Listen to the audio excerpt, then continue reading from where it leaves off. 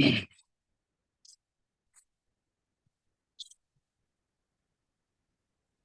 see.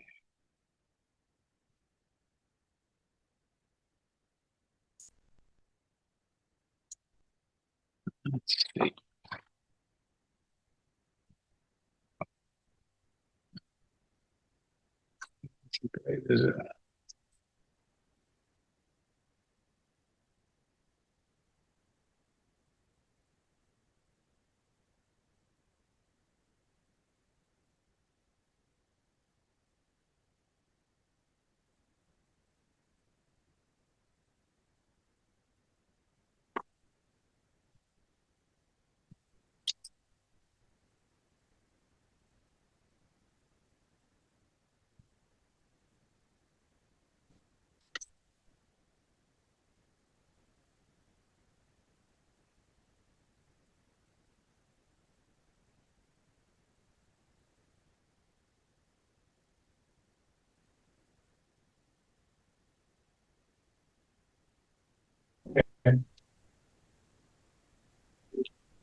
How's that? Can you hear me? Can you hear us? Yeah, can you hear me? Yep. And then your volume down is this It's thing. normal to have both. Or is it just the one up there? Oh, Yeah, okay, it's just, well, okay. you can- Okay. I have one. Okay, I brought one. Yep. You should hit your honor. Too bad. Dr. Combs, are you just being really still or are you frozen? Is that Tony in there eating something? No. I forgot. We had pizza forgot to send you some. Oh, did you have So pizza? John, if you need all right, you're in good hands. John's gonna take care of you. Okay. All right. Hello, everyone. Can you hear me?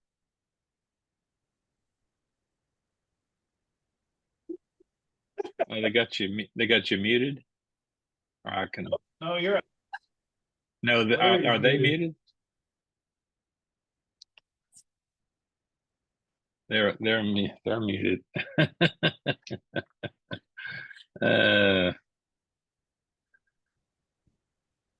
Say hi, Larry.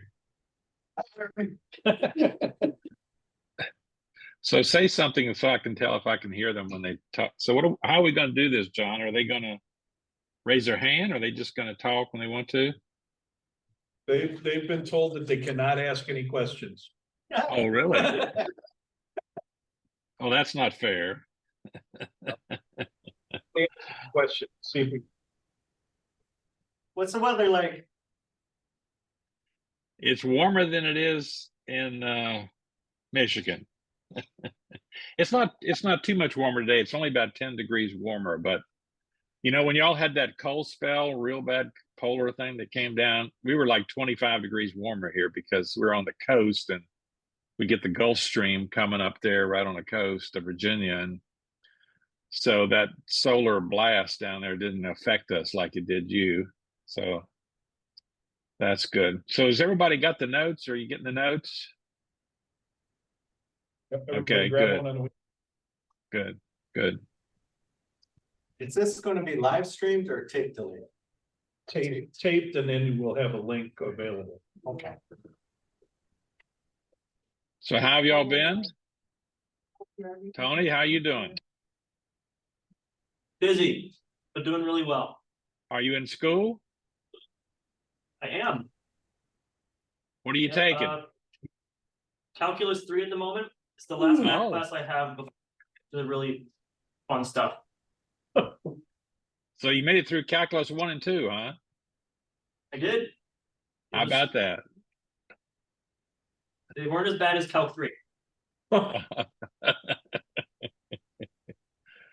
I took those classes about long time ago. Let's see, how long would it be now? 70, 40, 60 years ago, I guess, yeah. But I don't remember anything.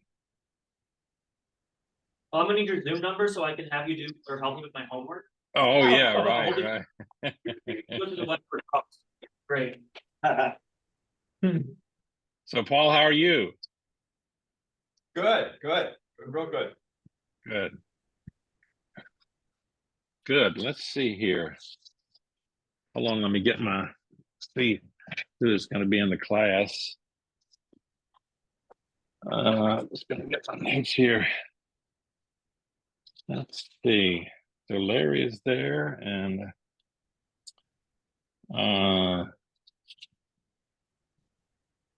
I see Denise there, and David is there, and Ron is there. How are you, Ron? How you doing? I'm in front of you. I'm good. How about good? I am good. How about yourself? I'm by the bar. Oh, good. All right. considered. I know, right? Yeah. It can always be worse. Got that right. You know? Even when it's worse, it could be worse. Uh-huh.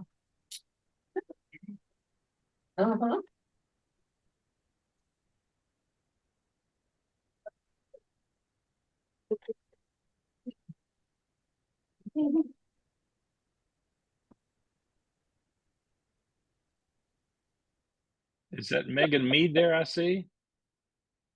Yeah. Good to see you, Megan. There I see. Okay. Let's see here. This is here.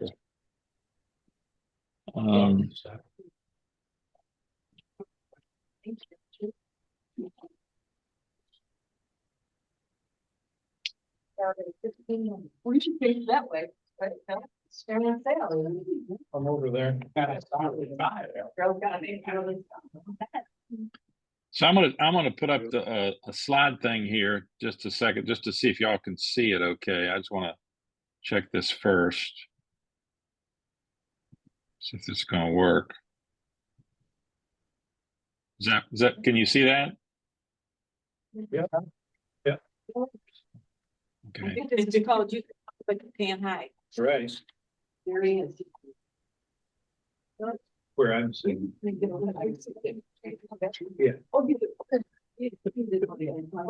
Shame you gotta do that every time. We'll be moving once we start. Look at that, the sign says, come on in. Come on in. Hello, guys. I was. Are you one or you two pretty much over here? I will make it. Oh, yeah.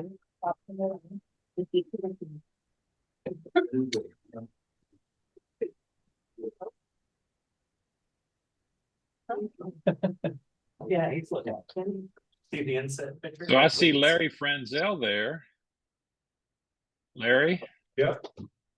How are you? And you didn't sign up for the class. I see Leslie did. So Larry's trying to take the class for free. One meant two. Two became one. You don't get one without the other. You don't want to say figure they're gonna bring him on. That's right. I see Chris Roberts is in there because she wants to make sure John doesn't flub up. I guess. Right. Huh? Gonna take more than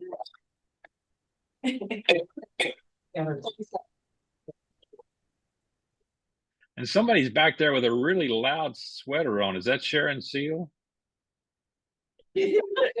striped, like as in criminal. Oh yeah, Where's yeah, Walt? right. Yeah. John, I think you're very ran away. I know.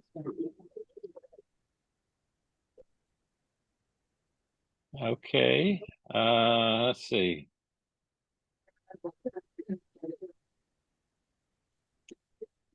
Well, it's getting on to be about 6 o'clock. Are they still coming in, John? nope. No, well, yep. She's already in. Well, we'll give them a few Probably gonna minutes here. There'll be a couple of people still coming. Here's one. Wait on you. You wait on you.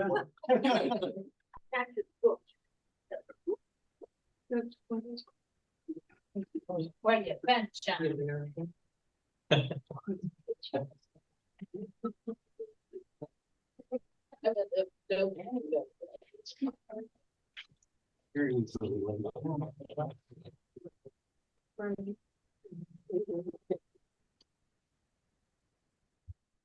Well, welcome everyone.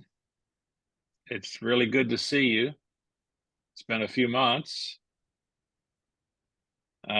Maybe I'll give you a little update on all my adventures. But first, let's have a word of prayer, and then I'll just give you a little update before we start. All right. Father, thank you again for your grace to us this day and throughout our lives. And thank you for your blessings and goodness. Thank you for CBC, and thank you for these good folks who've come to study this particular subject, and ask your blessing upon them and each one of us as we study and learn about these matters. Help us to understand what went on between the Old and New Testament, and therefore give us a better understanding the New Testament. We pray all this in Christ's name, amen. Well, I guess you can see I'm in one of the bedrooms of our apartment here. So Pansy and I moved here around September the 15th, and we moved to a senior citizens apartment complex. We're on the 3rd floor, and we're in an apartment that's about 1,200 square feet. We moved from a house that had 1,700 to a apartment that has about 1,200. It's pretty spacious.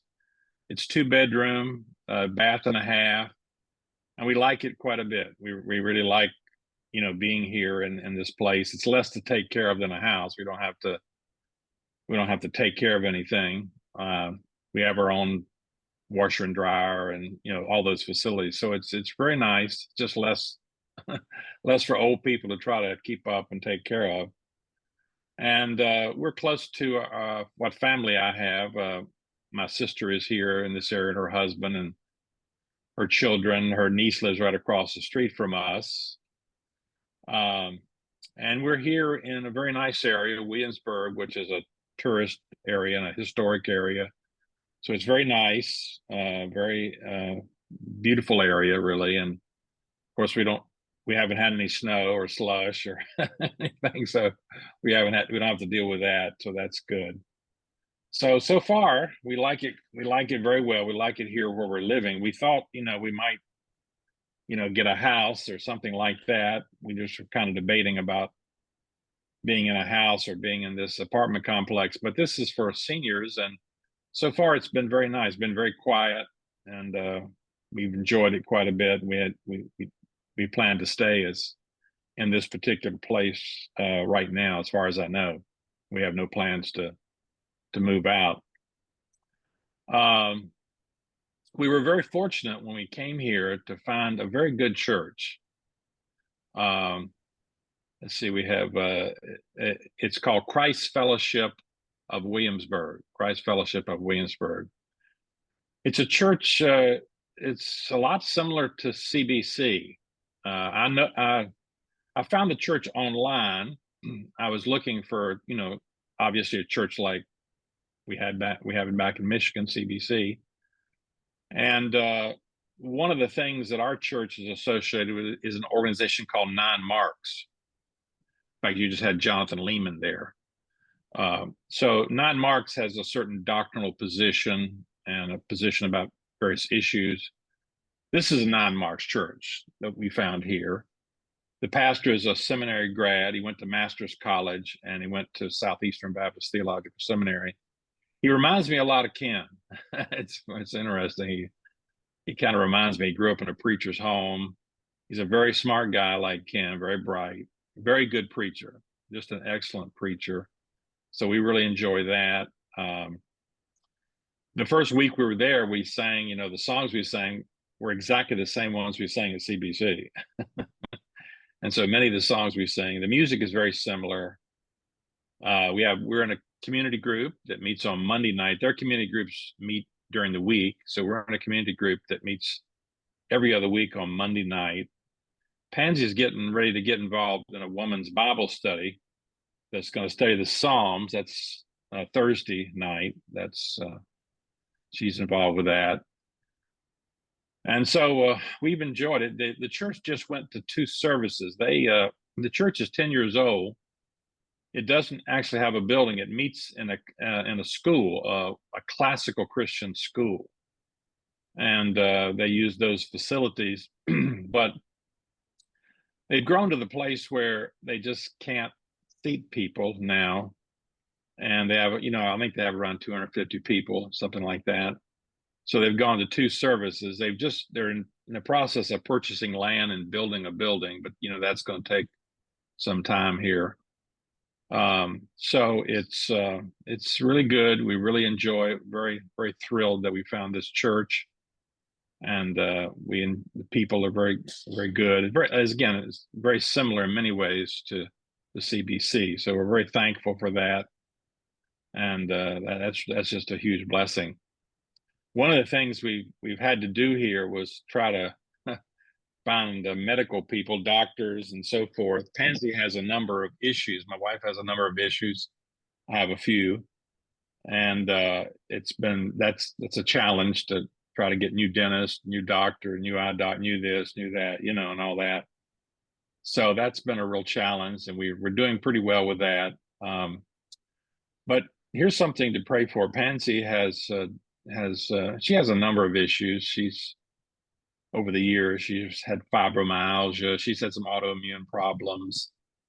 But she, when she was in Michigan, right before we left, her thyroid was really, her level of thyroid was way off. And so I think we've got that pretty much corrected. We were able to get into,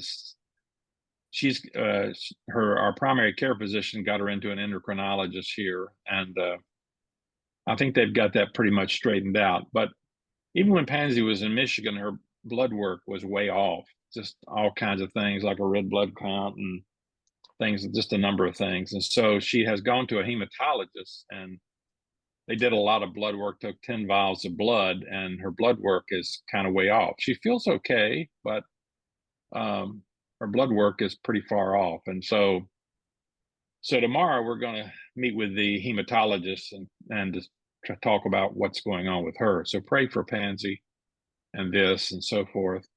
She still suffers a lot from sinuses and this. She's been kind of sick with that and so forth. She has asthma, and she's doing okay, but we're concerned about this. So pray, if you would, for her health and well-being, and pray for me that I've been doing well. So that's good. I haven't had any real issues since I've been here. But we miss all of you folks and pray for you every day, and pray things go well there. So let's take a look at our notes tonight. We're going to talk about this subject of between the testaments, what goes on between the testaments. One of the reasons I got interested in this subject was a lack of knowledge about it in my own life. Even though I went to seminary and so forth, when I went to seminary and college and so forth, it was not an area that we really dealt on. You take courses in the Old Testament, you take courses in the New Testament, but you don't really talk about what happened during that intertestamental period, which had a lot of effect on the New Testament. And we didn't talk about it. We didn't do anything. And so when I started teaching at Detroit Baptist Theological Seminary, one of the things I did was teach about this. I taught in this area and so forth. And that's where this class has come out of and so forth. As I mentioned, let's look at our introduction here. And as I mentioned in the introduction here, as you read that New Testament, as we study it, over the times, there are differences that become pretty obvious. There's historical differences, obviously, because the Old Testament ends around 400 BC, 420 BC, it comes to an end. The last thing we see in the Old Testament is really the book of Nehemiah. We have Malachi, the last prophet, And Malachi is prophesying in the time of Ezra and Nehemiah. Nehemiah is the last really historical figure. And so you have about a 400-year gap from Nehemiah's time until the beginning of the New Testament. That's a long historical period. When you think about it, a lot can happen. I mean, we think about the United States, it's 200 and some years old, 220, it's not that old.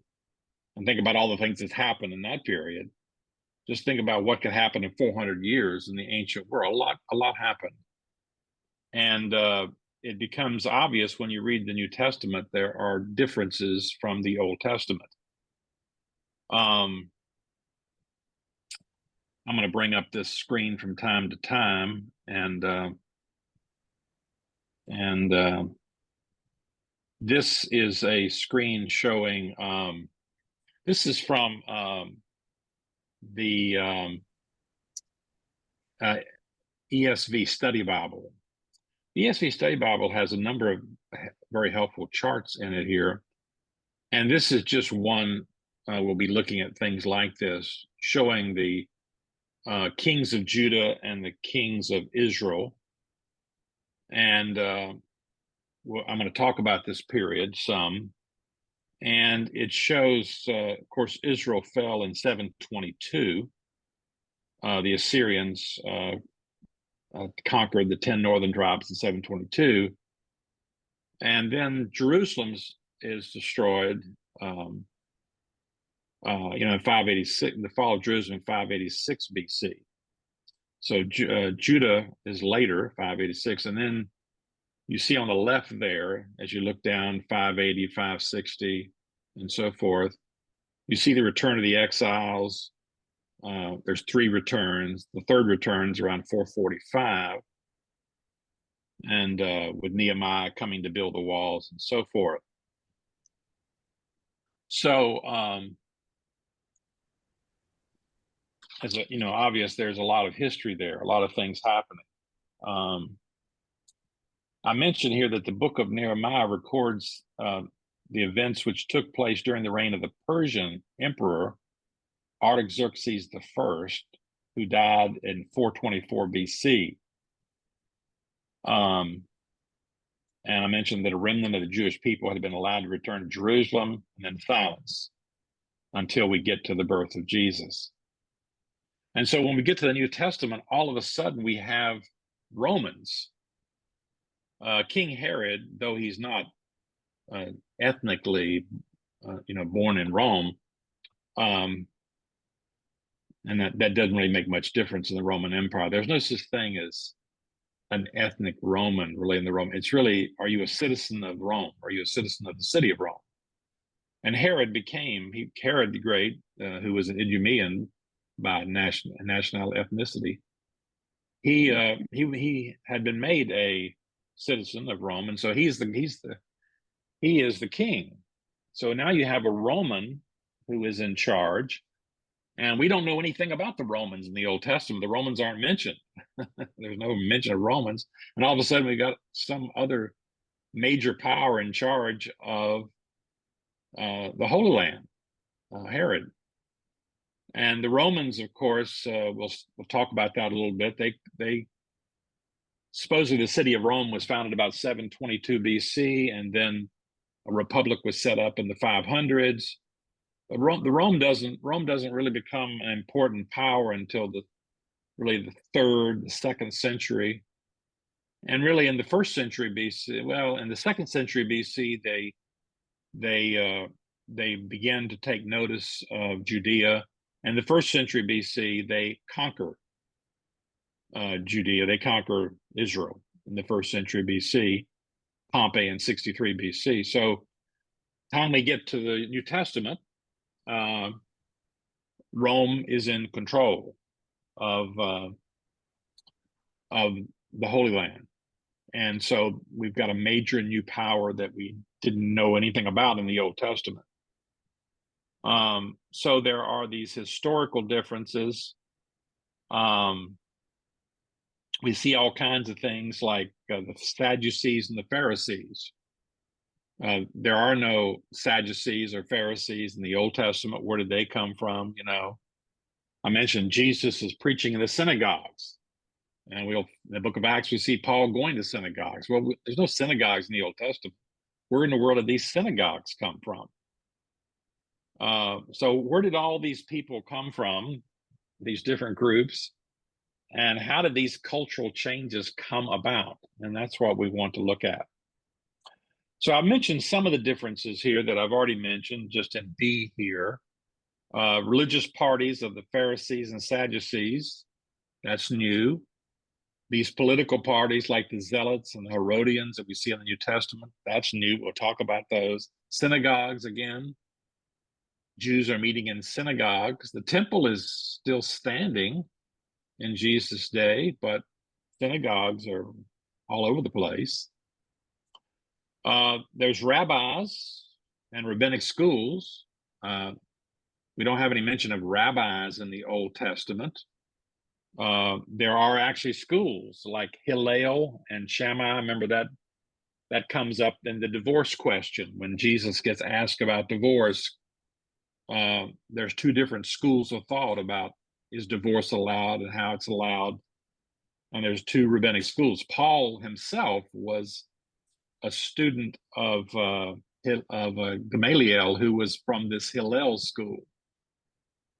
I say there's the prominence of Greek culture rather than Canaanite religion. So in the Old Testament, we got these Israel's fighting the Canaanites or these Canaanite pagan religions. But there's no mention of Greek culture there. Now the Greeks are around, obviously, but they're not really influential until we get to the time of Alexander the Great in the 4th century. So when Alexander conquers the world, he conquers Israel in 320, about 320. That's all conquered, and so now Greek culture is spreading. So we'll talk about that, and that really affected Israel, affected the Holy Land, affected the New Testament written in Greek rather than Hebrew, because in the Old Testament it's Hebrew and Aramaic, but now all of a sudden Greek is the most important language. There's also the prominence of another language called Aramaic. So the Old Testament, the Old Testament Hebrews spoke Hebrew, something like Hebrew from the time of Moses. It was often thought that I remember even when I was in school, if you read, talk about historical records and so forth, and archaeologists, there was some question, what language did Moses write the Pentateuch in? And could he have written, Hebrew is an alphabetic language. Did he write in Akkadian, which we know was around, in the third millennium, but could he have written in Hebrew?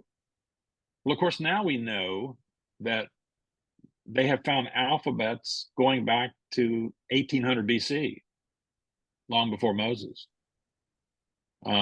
So it seems very likely, obvious that Moses wrote probably in something early form of Hebrew.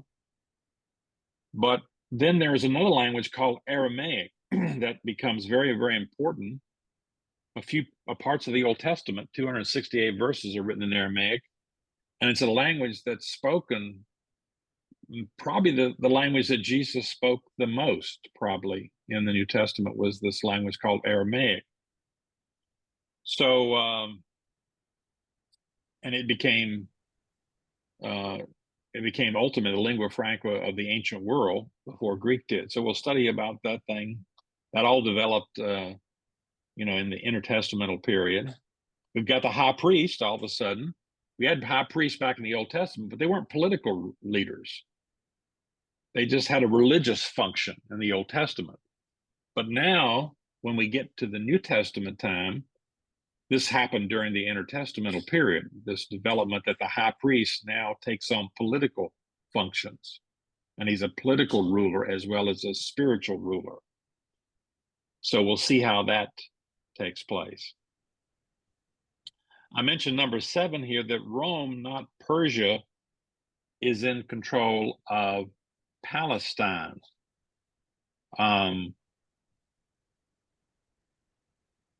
look at the screen again here.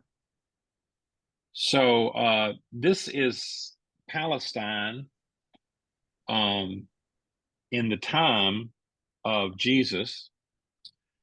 You can see on the west bank of the Jordan River, you've got Judea, Samaria, and then Galilee in the kind of purple there on one side, on the west side. And on the east side, you've got Perea and the Decapolis there. Those are the major regions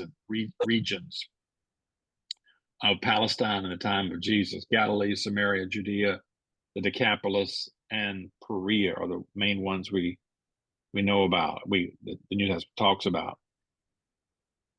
But now Rome is in charge, and not Persia. When Nehemiah comes back, it's Persia that is in control of the ancient Near East. But now the Persian Empire is faded, and Rome has taken control of Palestine. Let me talk for just a minute about Palestine.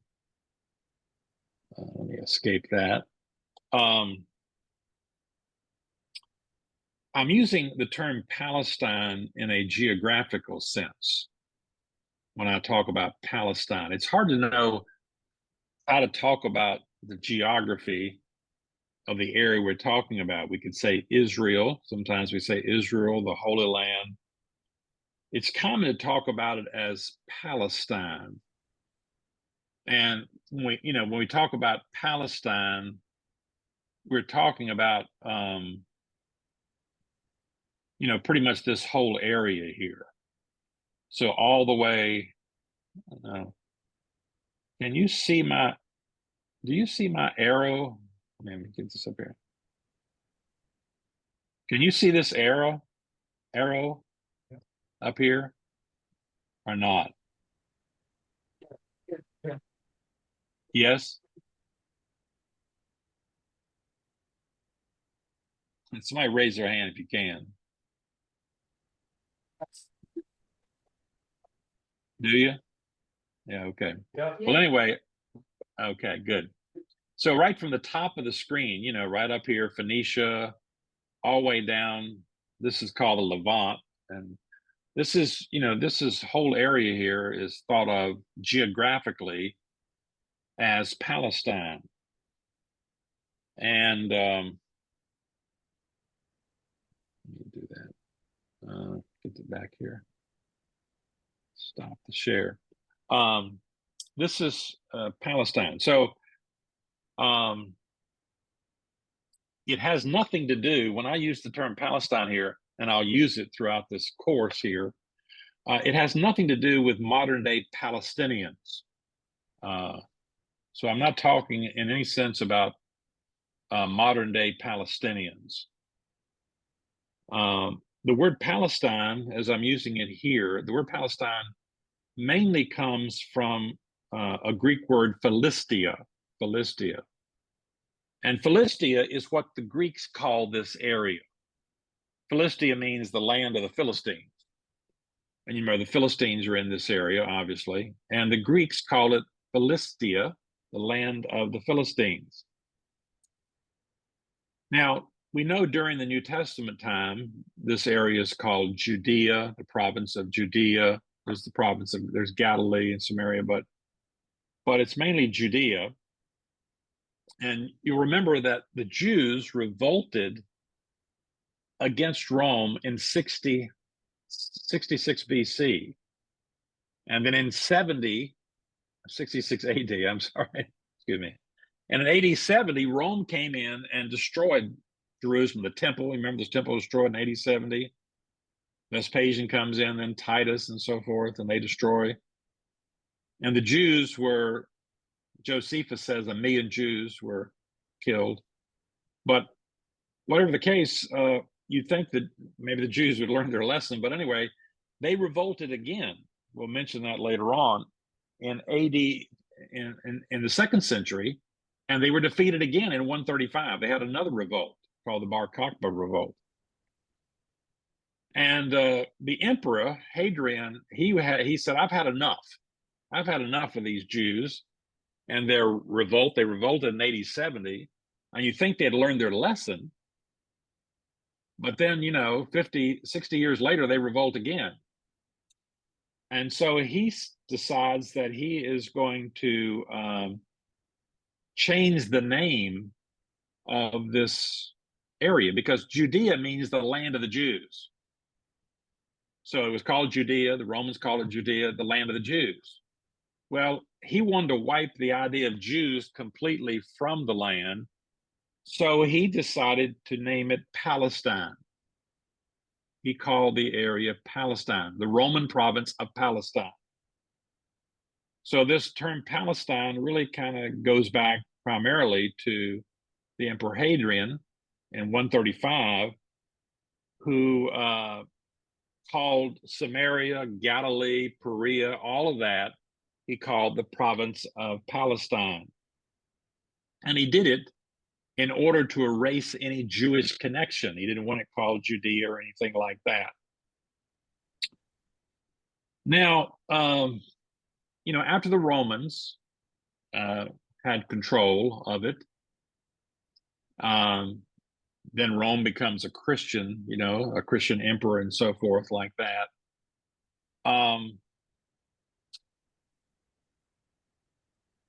Eventually,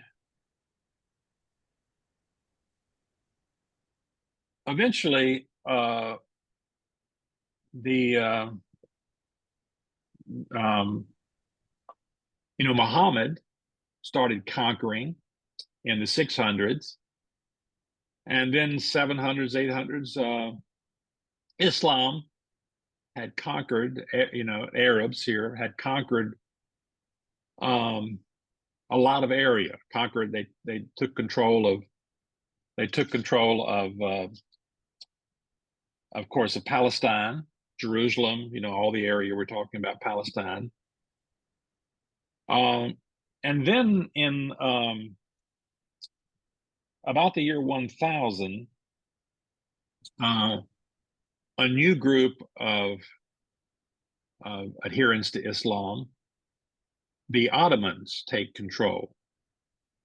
And they ruled this area here for about 500 years, the Ottoman Empire. Here it is in 1683 at its greatest extent. So it's really Turkish Empire, the Ottoman Turks. And they control, they actually, you see Vienna on that map there. They almost conquered Vienna, which would have changed Europe forever. They did conquer, they did go into, Hungary and so forth. They conquered a large area here. Now, they lost some of that territory over time, but they still controlled a tremendous amount of territory. Here it is in 1914. So in 1914, the Ottomans still controlled all this territory here, which included Palestine. Now, during World War I, the Ottoman Empire sided with Germany. They were one of the powers, Germany, that sided with Germany. And they were defeated, of course. And so after World War I, the Ottoman Empire was broken up and divided up. And the Allies took control of certain parts of it. And of course, the United Nations, the League of Nations was formed and all that. And in 1920, the British took control of this part of the Ottoman Empire, what we think of as Palestine. So there was this mandate by the United Nations. And so from 1920 to 1948, the British were in control of what we call Palestine. And during this period, of course, there was this large migration of Jews to Palestine. especially after World War II, because the Nazis, the Holocaust and all that. Jews came back here to Palestine, and they, in 1948, the Jews declared themselves, Israel declared itself a nation. And there was war, immediate war with the Arab countries in 1948. Now, before 1948, the Jews who lived here called themselves Palestinians, actually. They call themselves Palestinian. There's a well-known newspaper in Jerusalem called the Jerusalem Post. Well-known. Well, before 1948, it was called the Palestinian Post. So the Jews who lived here call themselves Palestinians. But and the Palestinians, what we call the Palestinians, the Arabs call themselves Syrians. But that eventually changed.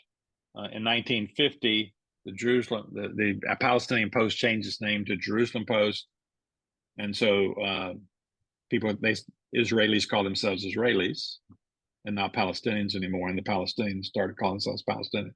So I'm saying all that to say it's hard to know when I want to talk about this in a geographical sense. I will often use the word Palestine, because that's a geographical name, and it's just a common way that people refer to this particular geographical area. And so I'll do that throughout the class. Now, I mentioned here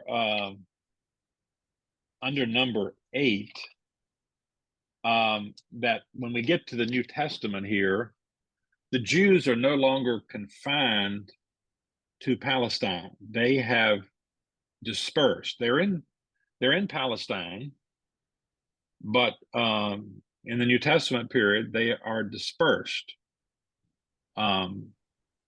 And you can see from this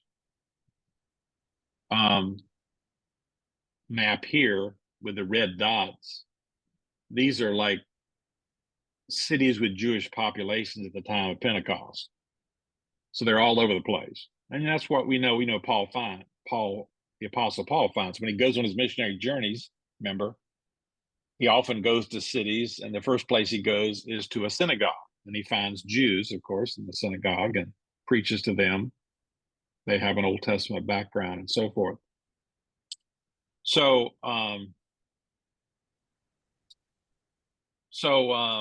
these Jewish communities are everywhere. It's called the dispersion or the diaspora.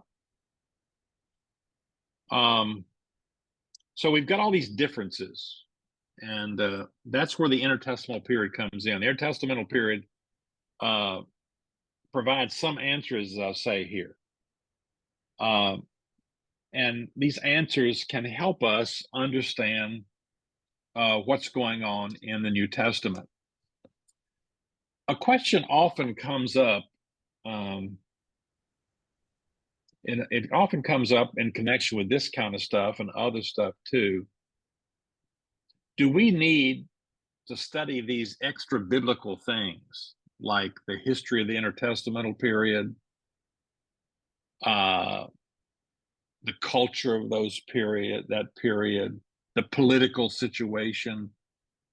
Do we need to study those things in order to understand the Bible? Well, not really, in the sense of we don't need this information that it's kind of a bad way to start the class and say, hey, you guys don't really need this information. Okay, that wasn't a good start. But you don't have to have this information to understand the Bible, to understand the New Testament. Theologians talk about the perspicuity, that's a big perspicuity of the Bible, which means the Bible is essentially clear.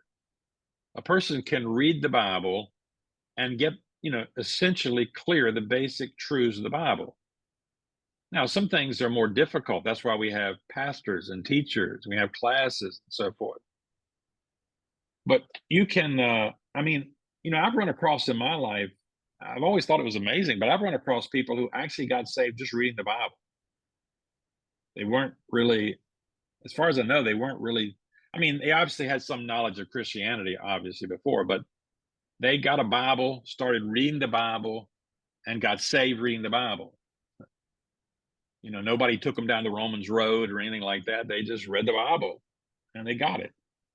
So the Bible's central message, about God's saving his work, creation, fall, redemption, consummation, the basic truths are there in the Bible, and people can understand them with the work of the Spirit, obviously. And you got to have the work of the Spirit. They can understand them without, any elaborate education or anything like that. So the God's communication in the Bible is accessible. There's no question about that. But knowing these details, knowing some of the things we're going to look at here, can provide help, can provide additional information, can help one pick up things that you might not see, things you might not know right off the bat just by reading it and so forth. Because there are these distances between us and the Bible. There are these distances between the Old and New Testament. There's historical distances we talked about. There's cultural differences. There's political differences, language differences, and so forth. And so the intertestamental period that we're going to study about sets the stage for the New Testament, for this political, historical, cultural things that are going on there. So this can be helpful, and I hope it will be helpful for our understanding of the Bible. That's one of the things that comes up a lot in trying to teach people about interpreting the Bible, is for to understand these distances, these historical, geographical, political kind of distances that we try to cross. I think about my own life, as I'm pretty old now. And I hear people talking about things that happened in the 1950s and so forth. And I lived that period. And I hear them talking about it, and I think, they don't have that quite right. They don't really have that exactly. That's not exactly how it was. Because I can remember it, I lived it, and so forth. And so I often think about us, we read about history, but we didn't really live it. So, it's easy to miss that kind of stuff. I mean, you don't pick up everything that happens. Do you remember this commercial? I'm going to show you a video of a commercial here. This is a Geico commercial, and I don't think it's playing now, but it did play a lot. Let's see if I can get it to play. Let's see here.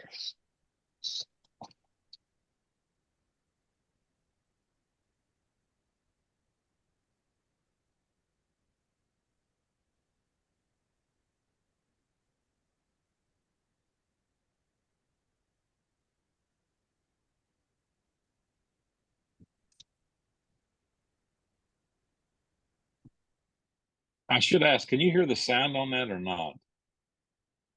Can you raise your hand? Raise your hand if you can. Can't hear the sound? Do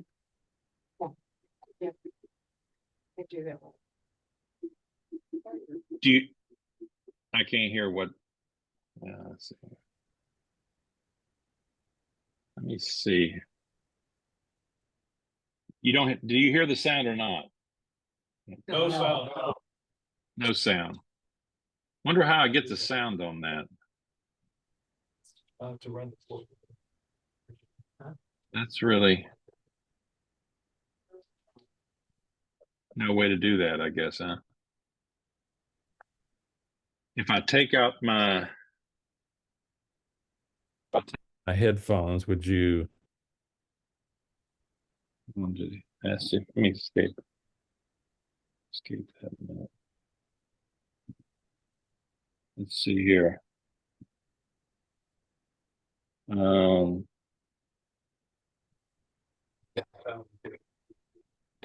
there's no way, huh? Check the volume on your keyboard. Let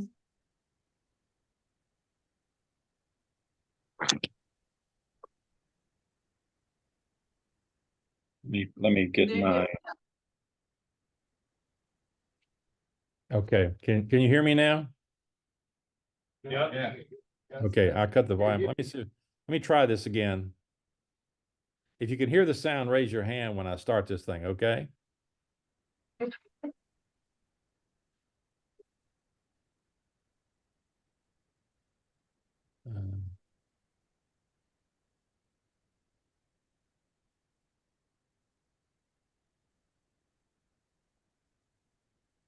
Now I can't hear the sound. I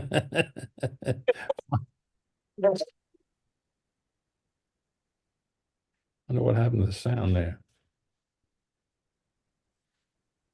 Oh, that's one of all the stuff.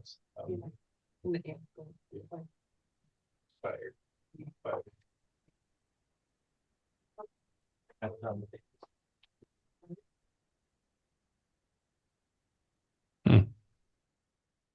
I don't even hear it now. That's weird, isn't it?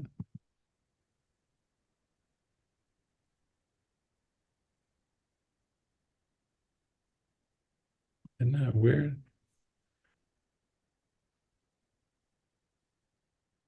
Why wouldn't I hear it?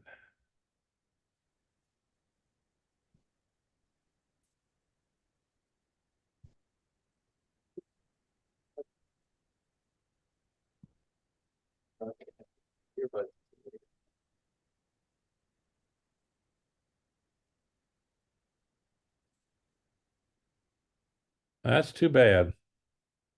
That was going to be a great thing. Let's see here. Still showing. Makes On bundling TV. home and car insurance. All right, now we got it. Which helps us save a lot of money.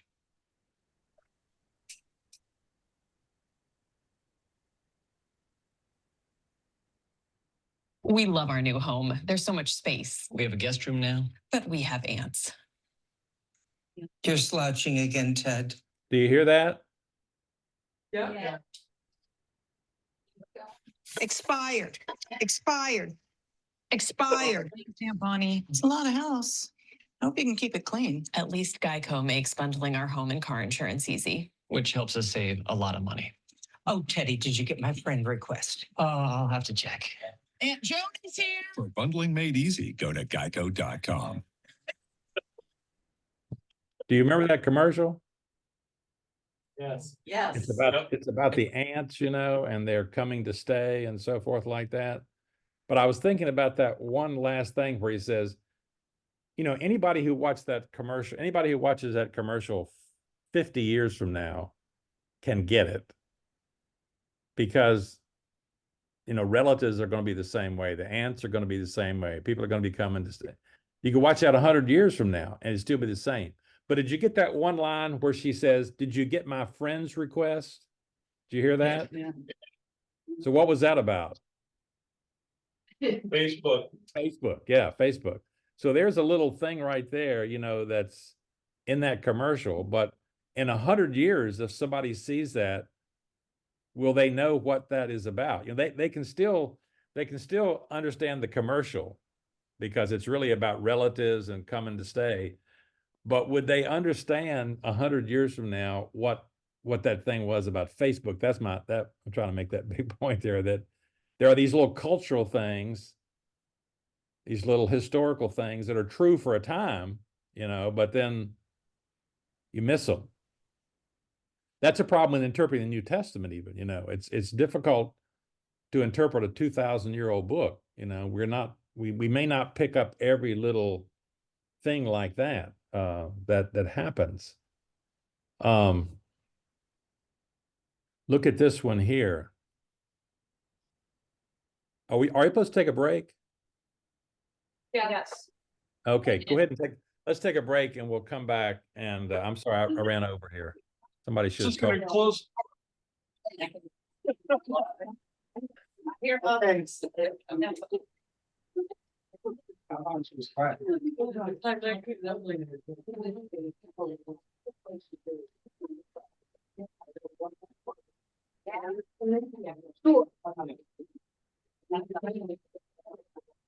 So what's on the ceiling behind you?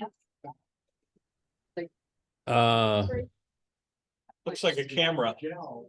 No, that is a sprinkler. Oh, the one, the one right, the one right there is a sprinkler, and that's a smoke detector, I guess. But it's interesting about that smoke detector, John. Up here on the wall over here, it has a separate audio alarm, like it's tied in, so it'll really be loud or something, I guess. I wonder if it speaks, you know, I don't know. there's a fire. Yeah, I don't know. I asked them about that, but they said, The one out of frame is probably audio or an alarm, whereas the one on the ceiling, I bet is the detector. yes, yes. That's it off, so that makes sense. Did you hear that commercial okay? Yeah, yep. Okay. It's still playing now. The commercial? Yeah, you still see it on the television every once in a while. Not on your screen, just on TV. Oh, okay, okay, I'm sorry, yeah. Yeah, I think it It's does still- occasionally. I'll be back. All right,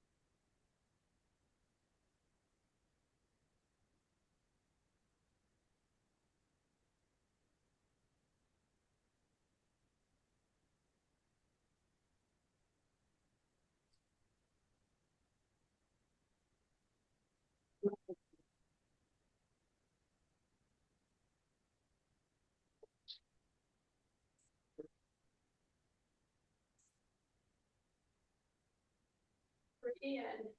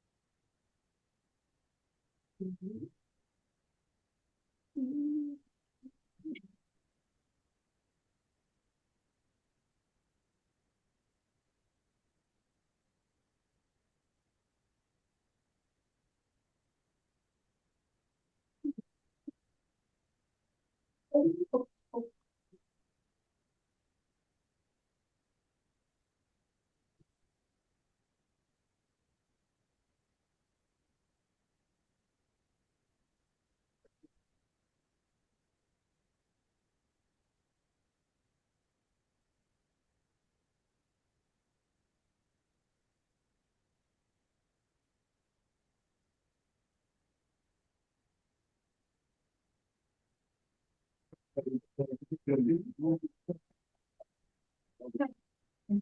no. No, I gotta.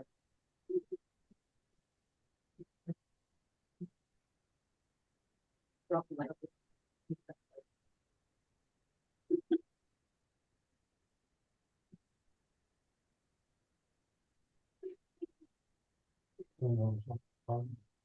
Yeah. Thank you.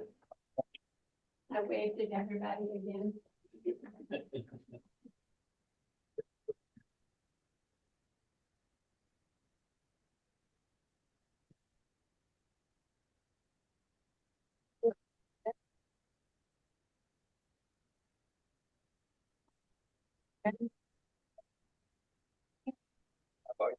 Yeah, good. Good. Yeah.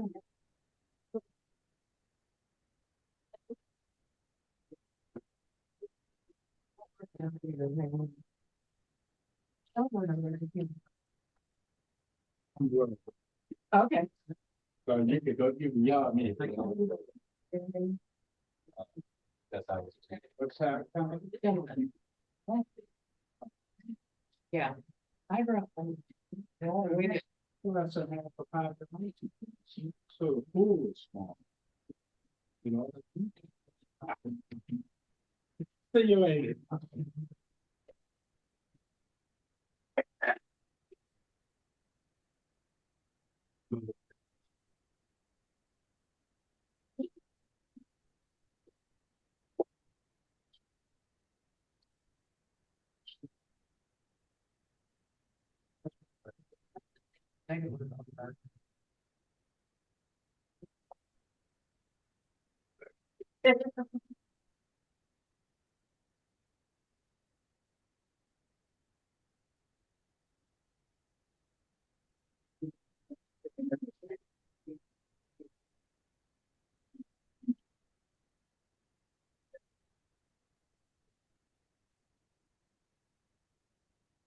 Oh.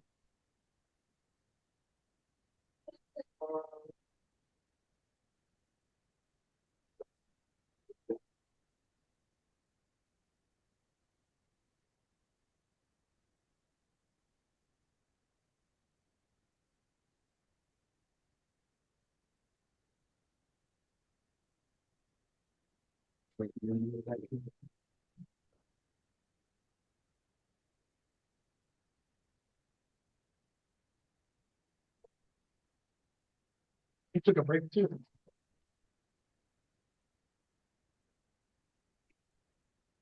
We should all move. Switch seats. Oh,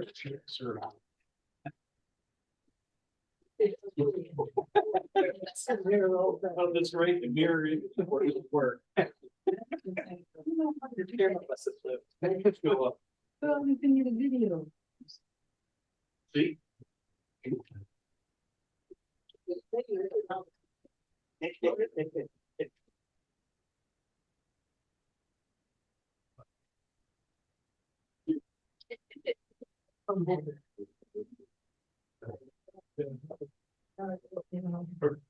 We should have done, we'll switch one week, we'll switch that, and next week we'll turn chair for. Hey, John, Yeah. get a bigger TV, will you? You don't know, big 85. It is pretty small. We can all think like that. It's not the break, so. Look at the kids in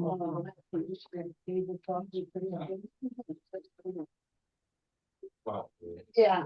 Serious.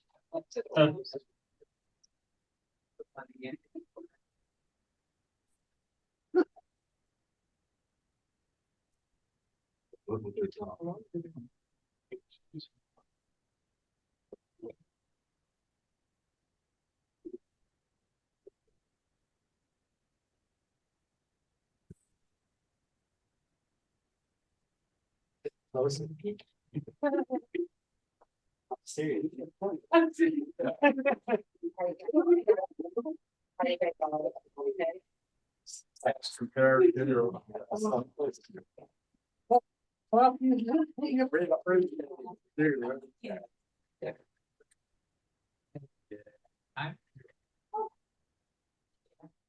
Is that, who is that in the back row? Is that Eula back there? Yep. Yep. Is that Eula back there?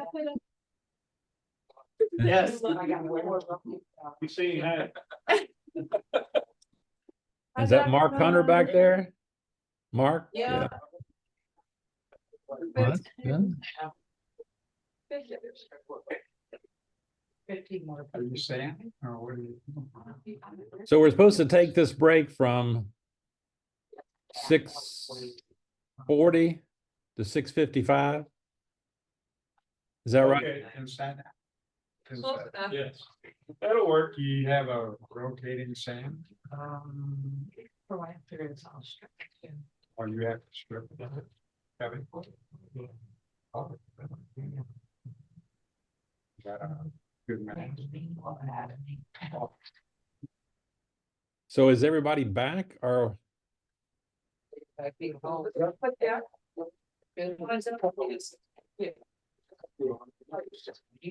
Go ahead.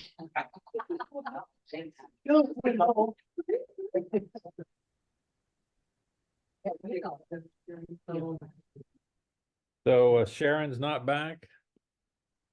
Wanda. Wanda?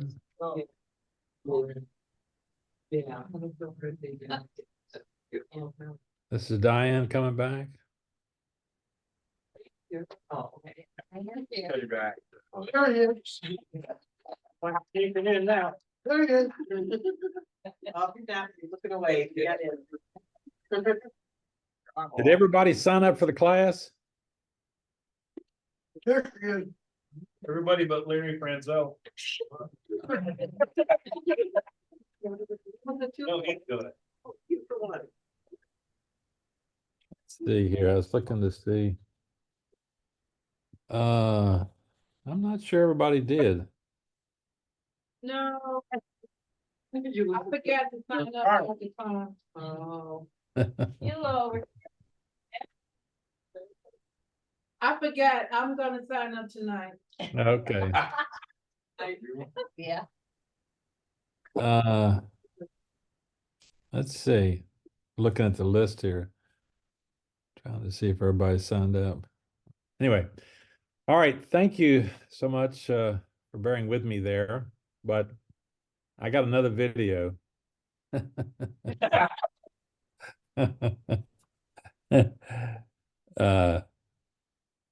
There's another one of these that comes up quite often. I see it all the time.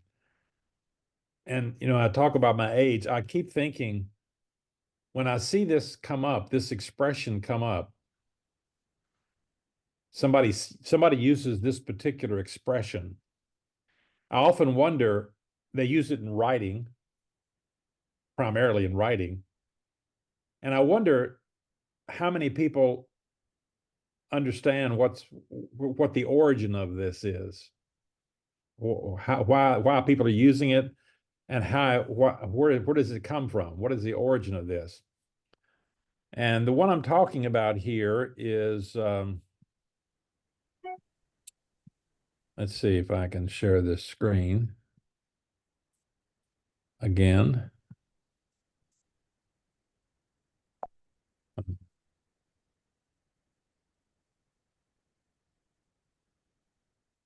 So I was reading this.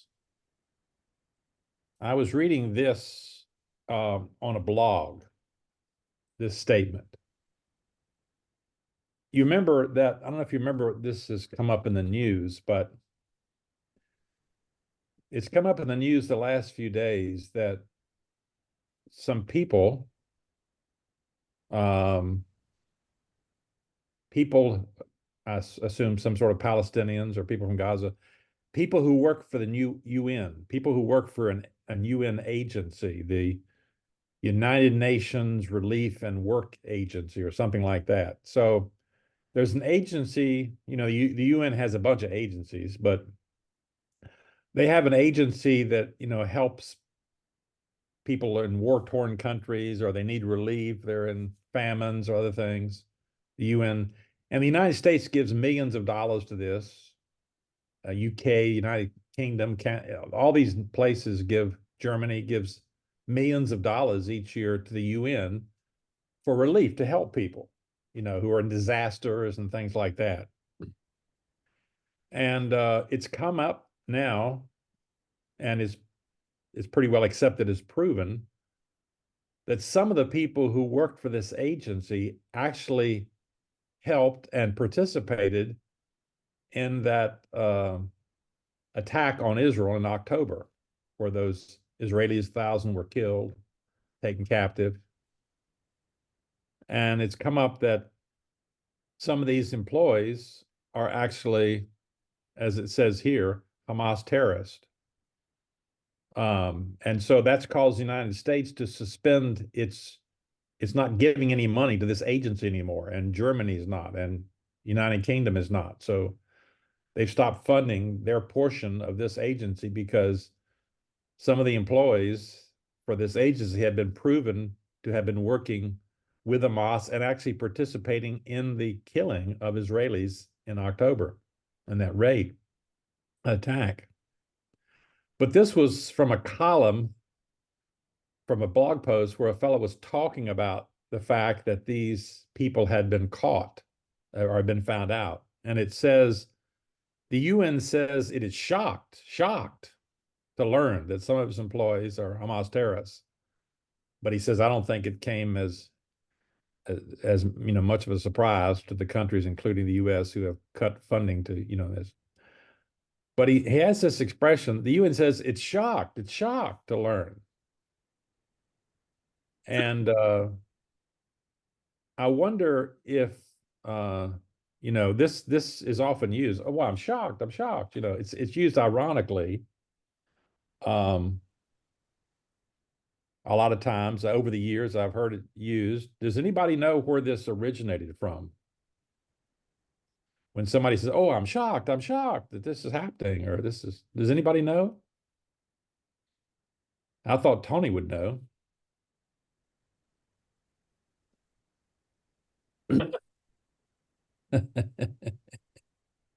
It goes back about 70 years, at least 70, I guess. But that's what I mean about, here's a guy who wrote a column and he uses that, where they're shocked. They're shocked to learn this. And I've seen this, in my life countless times. I mean, I see it once a year, where people will use this expression. They don't really mean it, but it's just used ironically. I'm shocked. Well, here's where it comes from.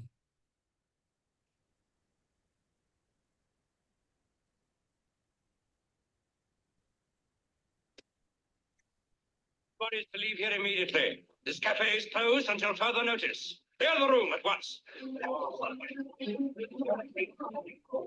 How can you close me up? On what ground? I'm shocked to find that gambling is going on in here. You're winning, sir. Oh, thank you very much. Everybody out at once. Did you hear that or not?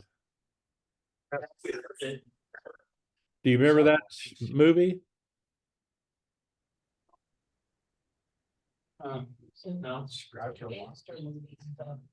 What? If it's not my old dead guy, I don't know. Sounds like a comedy. Casablanca, who knows? Casablanca. Yeah, that's a famous scene from Casablanca where the head of the police force, he's a friend with Humphrey Bogart there, who runs this gambling establishment there. Technically gambling, is not supposed to go on, but he's getting his payday, he's getting his money. But when he's told to shut it down, he comes in and says, oh, I'm shocked that gambling is going on here, like that. So that's what I mean about, here's this guy writes this column and he uses that expression, oh, I'm shocked, and nobody knows what he's saying there now, because they haven't watched Casablanca very much or something. How many people have seen the movie Casablanca? Raise your hand. Yeah, there's a few people there. And Tony, you've not seen it? Again, if it's not a book by an old dead guy, I don't know it. Oh, that's right. I forgot about that. Tony's just a book guy. Yeah. Well, okay, that's too bad. So that's what I was trying to illustrate by saying that there is this uh, there's these distances, historical, cultural. So you can imagine, when we're reading the Bible, there's some of those things like that. There's these historical, cultural distance. We're just so far removed that we don't always pick up everything. And by studying the intertestamental period, hopefully we can learn some of those things that we find in the New Testament there. So let's start looking at Roman numeral 2 here. And we're talking about the history of the intertestamental period. So the first thing we're going to talk about is history. Study the history of the period, what happened between the testaments, and then we'll look at political, cultural, religious, and other kinds of things that happened that took place, originated during that period. So we're first looking at the history. I'm going back a little further here just to remind ourselves, rather than just starting at 400 BC. I'm going to go back and just remind us a little bit about the history of Israel here. And I guess I lost my thing here. Let's see.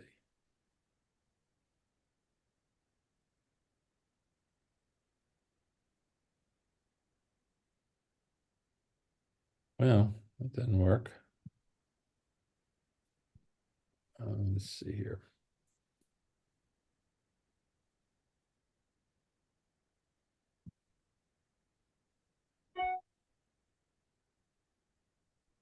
Let's see if we can share the screen now. Okay.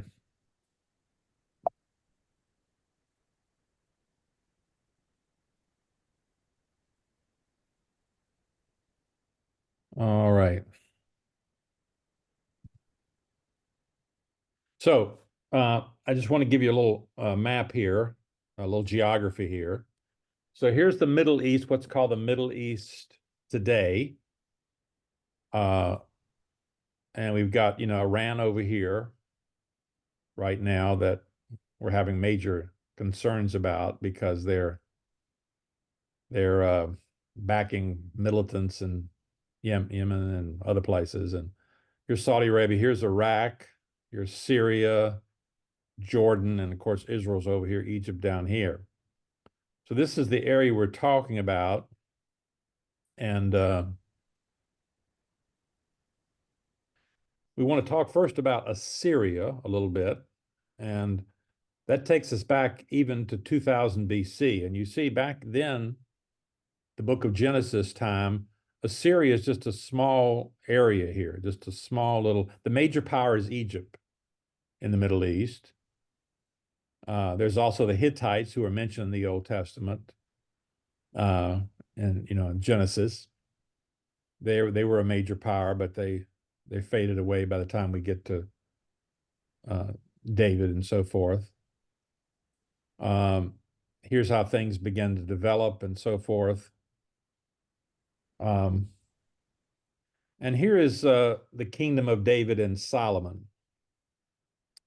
So the kind of purple part here, I call it purple here.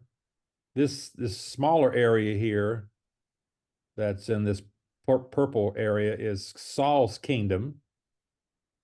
And then it expands out to David's territory, which includes all this up here more. And then all this brown area all up here, Solomon added. So Solomon extended that even all the way up here in the northeast.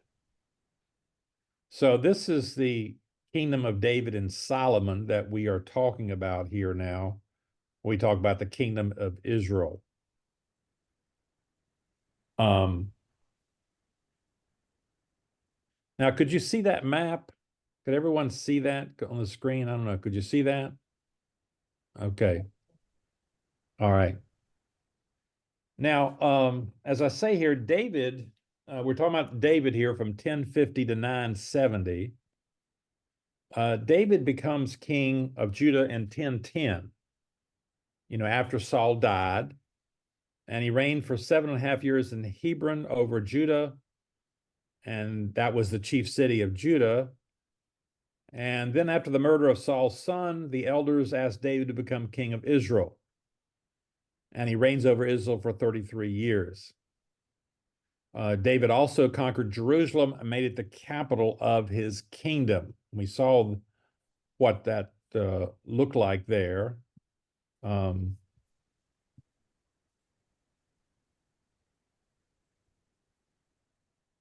So here is what we call the city of David.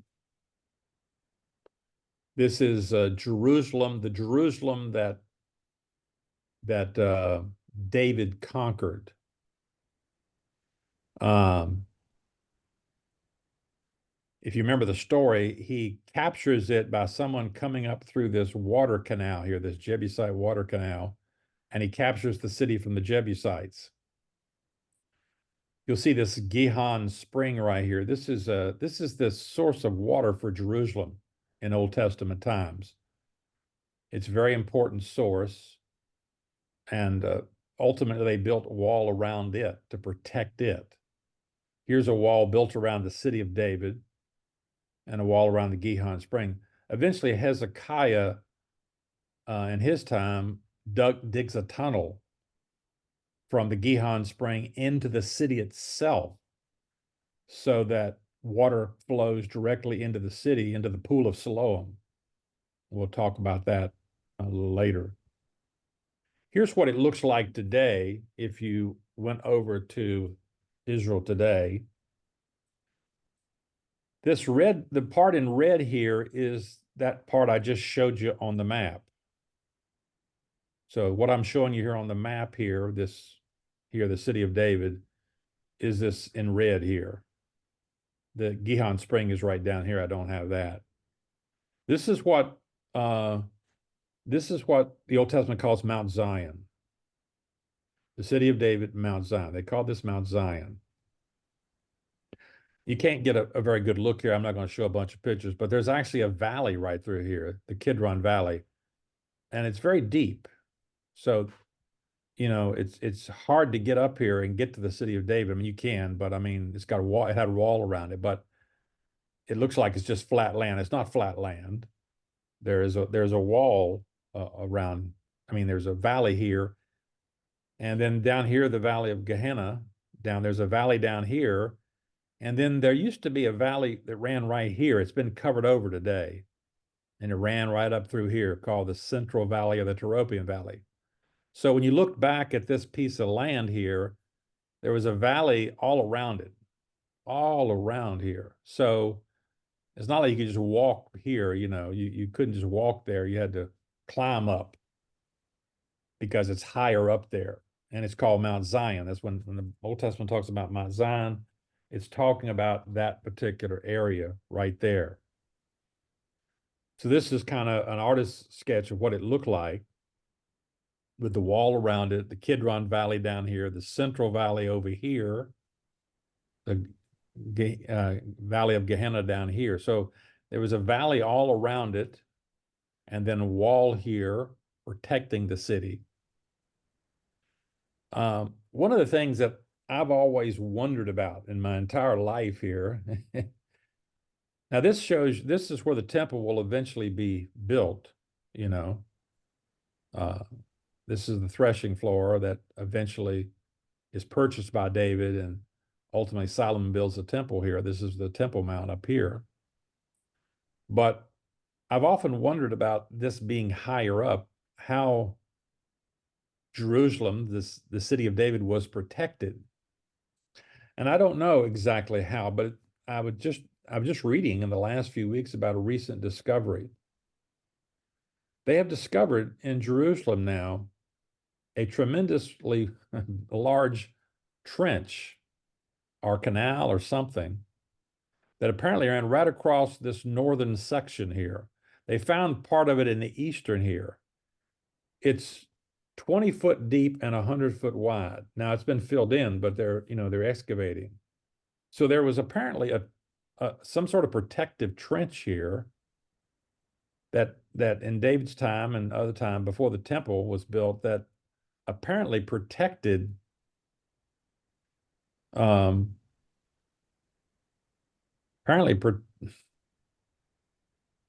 protected this this northern part here. This is just a guess at this point, but they have found it. It is 100 foot wide and 20 foot deep. So that might explain what would protect that.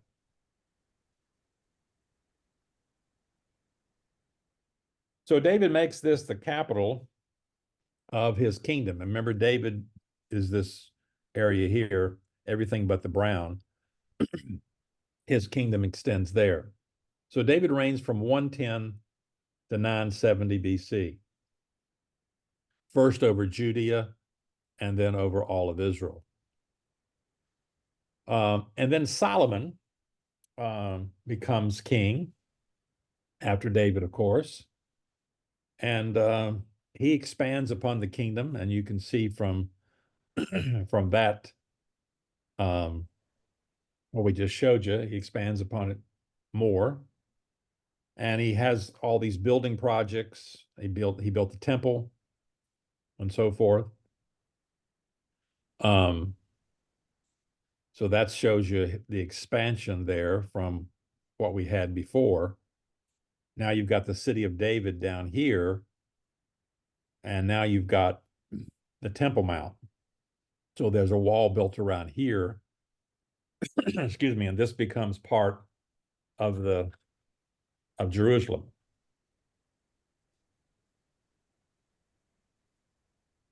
I mentioned he has various building projects and so forth. But of course, he has flaws, his own personal life, religious life. And this led the country to the brink of ruin.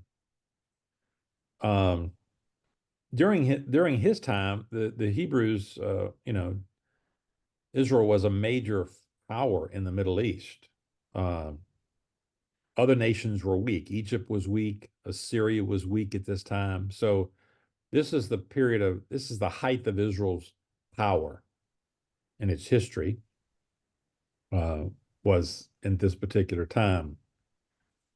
So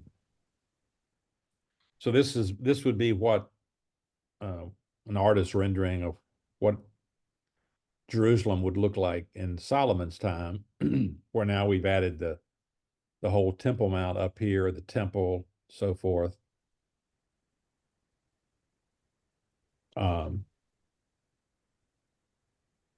This gets expanded in New Testament times as we go along. Jerusalem expands over to the west here quite a bit as time goes on. So there's Solomon's kingdom, the largest. This is as large as Israel ever got here. But in spite of the wisdom of Solomon, we think of him being a very wise man. He permitted the worship of pagan deities. You remember, in Israel, these were brought in primarily by his wives. Remember, Solomon marries these foreign wives, and they, bring in their own religion, and he allows this. And so you have pagan temples and altars and things like that. So God punished Solomon for this by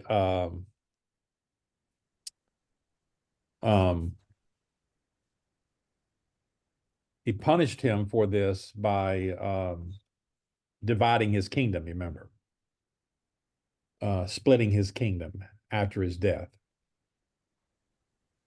Now, Solomon, as I mentioned, a number of his policies caused opposition toward the royal family.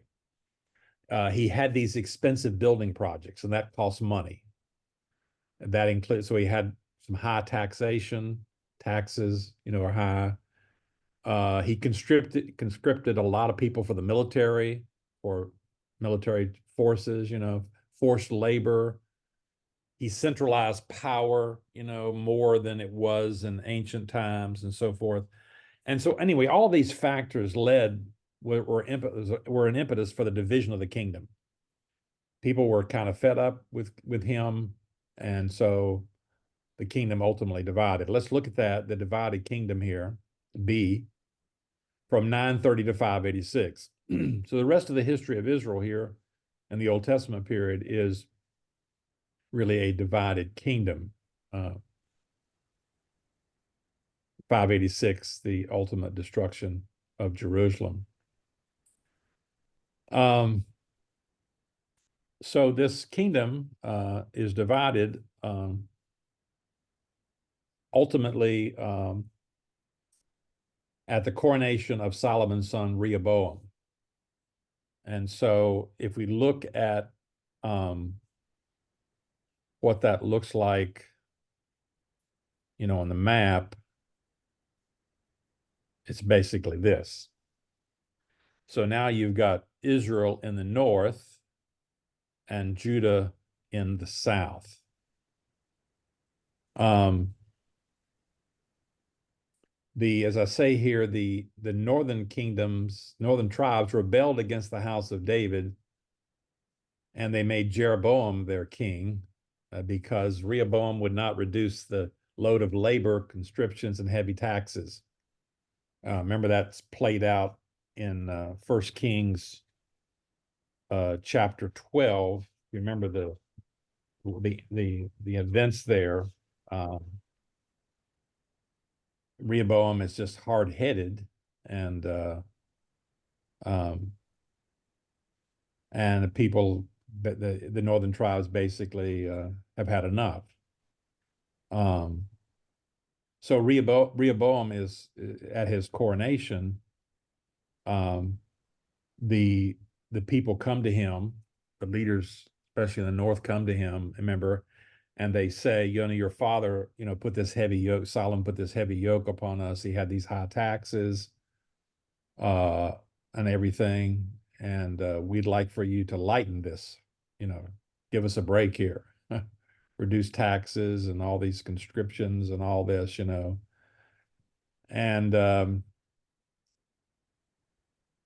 so he consults the elders, Rehoboam does, and they say, yeah, you should do this, and so on. But then he listened to, the Bible says he listened to his young men, his young advisors who had grown up with him and so forth. And they said, no, don't do that. Make it worse. Put a heavier yoke upon them, and so he does. He tells them, my little finger's thicker than your father's. And so he said, I'm going to make it tougher on you. You think my father was tough? I'm going to make it tougher on you.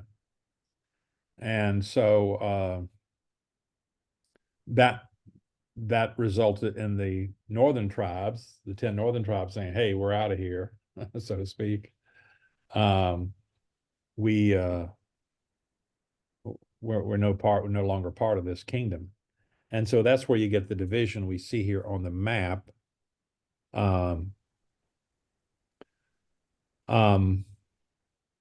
So the southern tribes, as I say, remained under the rule of the Davidic kings, with Solomon's son Rehoboam as king. But the northern tribes, we have Jeroboam. So if we look at this chart in your notes there, you see the rulers of the divided kingdoms of Israel and Judah. You can see that on the left we have Jeroboam, 931. On the right we have Judah, Rehoboam. And so this continues throughout the Old Testament period here. That brings us then to the northern tribes and the southern tribes. And so again, we're talking just share that again, but we're talking about yeah,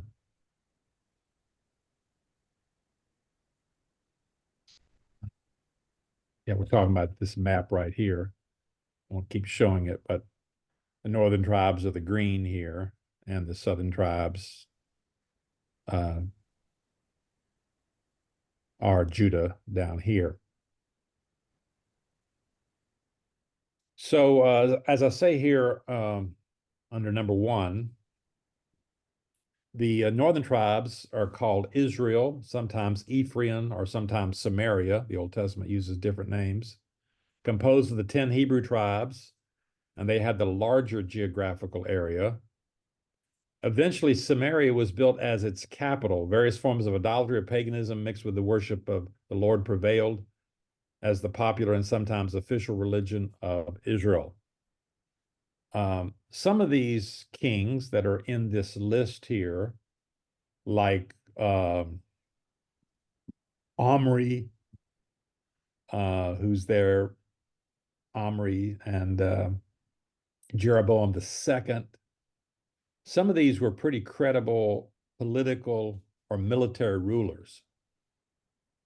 But the Bible evaluates them from their spiritual point of view, and it says all these northern kings were evil in the sight of the Lord, sight of God. So although some of them were pretty effective politically, militarily, a couple of them at least, the Lord has a negative view of them religiously or spiritually.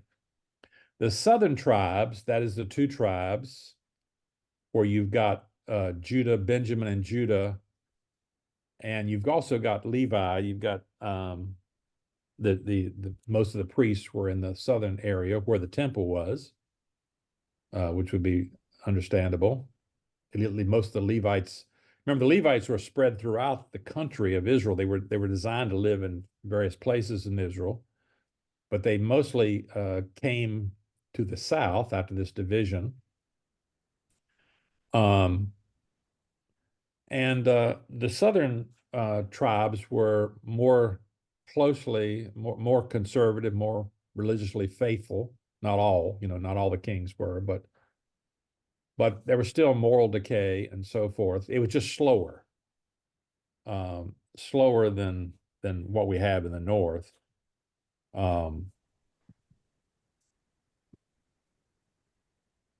So there's that chart again that we're talking about there.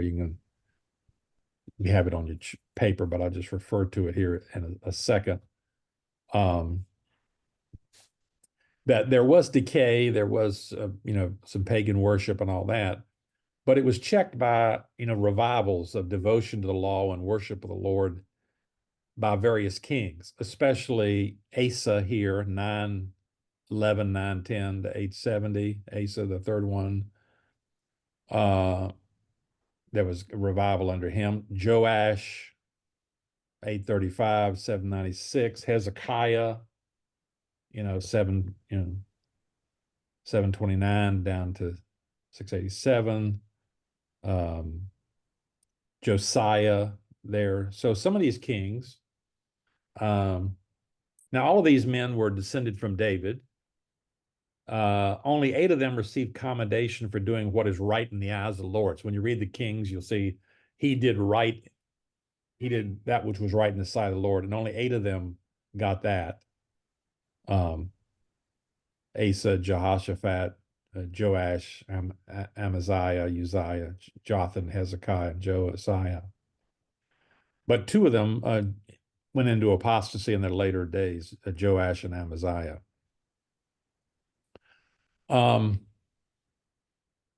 So we have that division of the north and the south.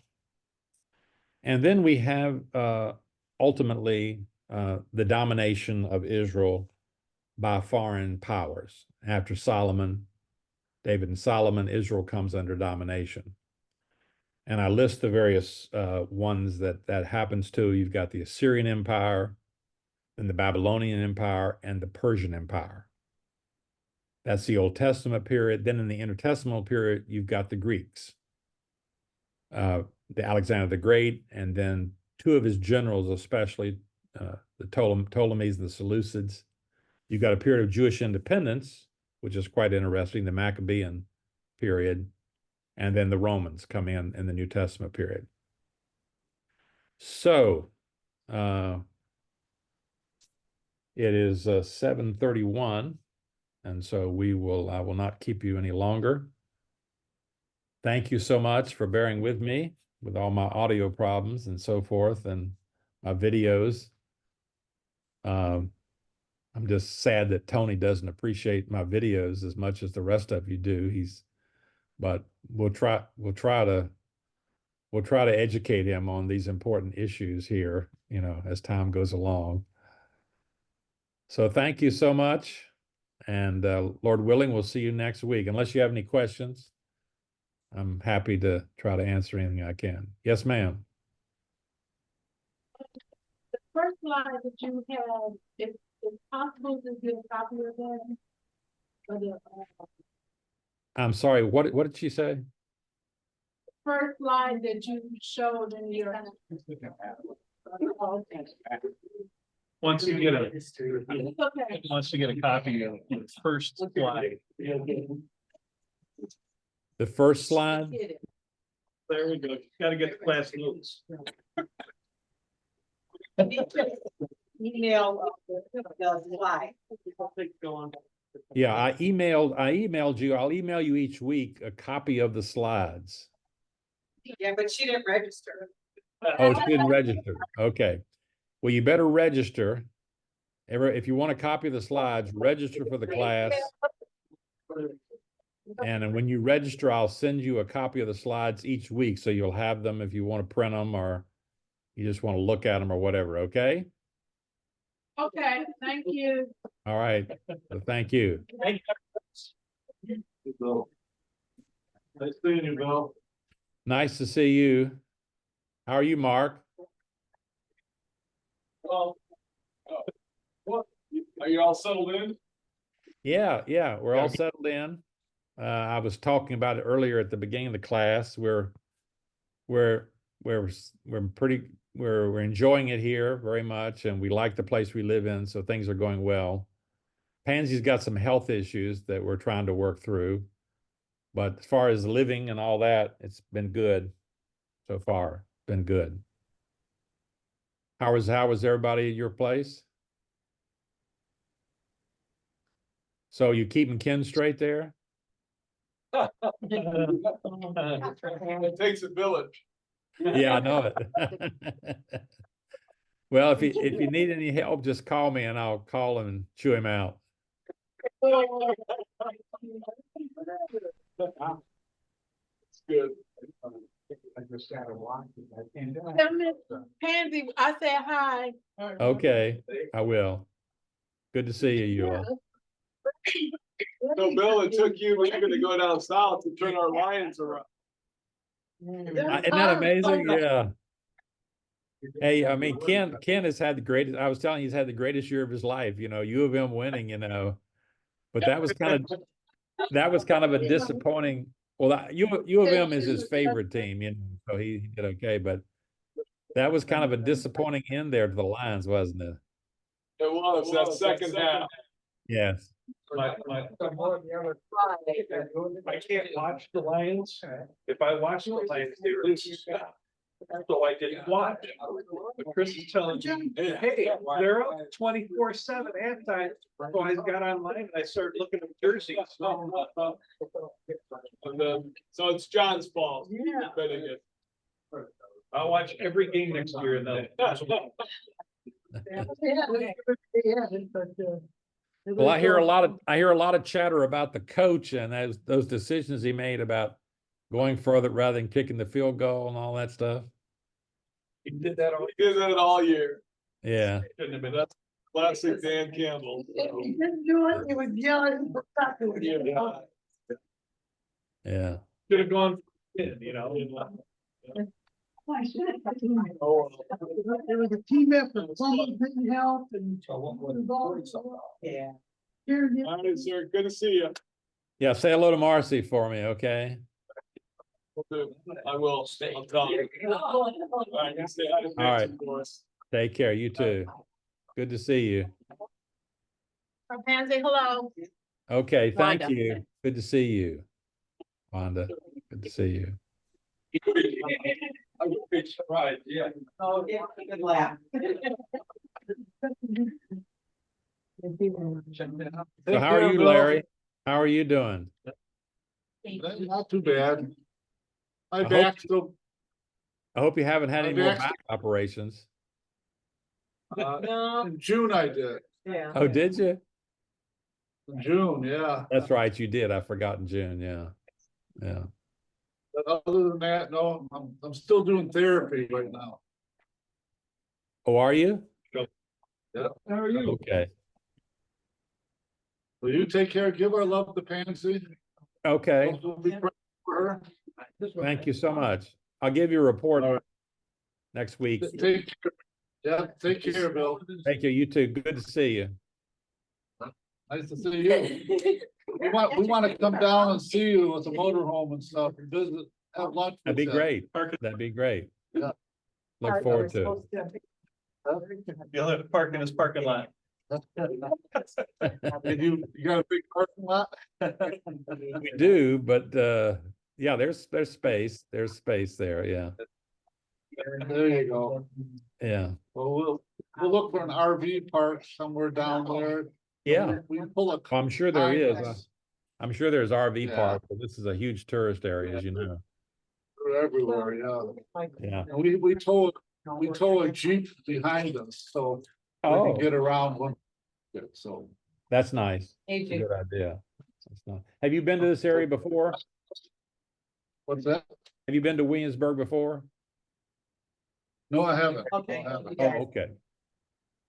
Well, it's a great place to visit, historic place, historic sites, Okay. Did we go down, where did we go that one time when we went to get Molly? Did we go through Williamsburg? Could have been, yeah, but we just looked through it. Yeah, we didn't get to see much. Yeah, Yeah. I bought my owl down there, Oh, somewhere there, so. But, yeah. Leslie's going to have a knee replacement in February. Oh, is she? 3 more weeks. Who's Yeah. doing? Dr. Silver. I am. Dr. Silver. Okay. John. We got a really good Dremel. We're gonna get in there. Well, I Yeah, hope and pray it goes well. Dr. Silver did Ken and Emily Rapp's knees, and Yeah. so, yeah, he did my hip too. Ken Oh, Rapp okay. texted, called me Yeah, from the so class. I trust Did he him. really? I have a He was texting patient. me too. I texted. So I go him and from the class. get a new knee and come home that night. He's supposed to come get his truck this week. Yeah, that's what they do these days. It's the same day Yeah. kind of Yeah. thing, Yeah, same day service. Yeah, I know. Well, Pansy had a bunion surgery in November. Oh, I had that done. Yeah, so she's Yeah. finally gotten over that now. Yeah, So poor I was girl in has my got thirties. she's got bad surgery. bones. Yeah, Bad bones. bad to the bone. She's bad to the bone. She is bad to the bone. Well, tell her we all said hi. She'll have to make a cameo appearance All in right, the we beginning will. class. I'll say hi. Hold on, here she comes right now. Oh, okay. There she is. I heard that. And it was me. Well, I say that all the time. I'm bad to the bone. Oh, me too, so. Guys look good. It sure is good to see you. Yeah, you guys too. We miss you Yeah. for sure. All right. I know you have health problems, but you look good, so. Yeah, Thank you. I appreciate that. absolutely. All right, we're We're gonna just sign telling Bill- off. So we're gonna sign off so John can go. Oh, okay. He's just gotta work in the morning. Bill, take care. God Bye-bye. bless you. Bye-bye. You Sure. too. All right. Thank you, John. Yes, sir.